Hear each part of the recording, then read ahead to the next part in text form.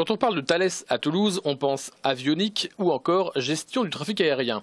Il existe pourtant une partie entièrement dédiée à la cybersécurité, liée à la sécurisation des infos données entre le cockpit d'un avion et le sol. Imaginez que ces liens ne soient pas sécurisés, que n'importe qui puisse envoyer des informations, des messages à des avions pour changer les plans de route, changer des orientations, orienter différemment un plan de vol, ça peut être critique pour la sécurité des passagers.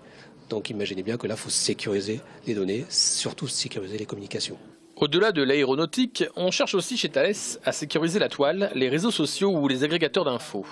Là aujourd'hui, Twitter, Google, c'est un réseau de données, énormément d'informations, de la big data, où on peut récupérer beaucoup d'informations sur les habitudes d'un individu, sur son quotidien, et ça nécessite de protéger ces informations. Donc Google ou des grands donneurs d'ordre dans le domaine de la data, traitement de la data, vont chercher à sécuriser toutes ces informations. Imaginez on a bien vu qu'il y a eu des fuites dans la presse où des informations très sensibles ont été divulguées et ça peut être réutilisé à des fins terroristes, à des fins mafieuses. Il faut pouvoir protéger ces informations. Des partenaires publics comme EDF ou le CNES font appel à la société pour tester la sécurité de leur site, voir si un loup ou plutôt un hacker peut entrer dans la bergerie.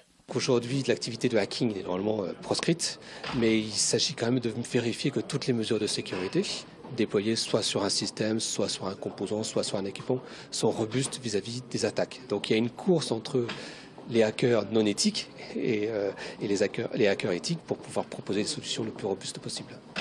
Et la cybersécurité, ça rapporte et ça embauche 8 millions de chiffres d'affaires par an avec un effectif en croissance de 20% chaque année.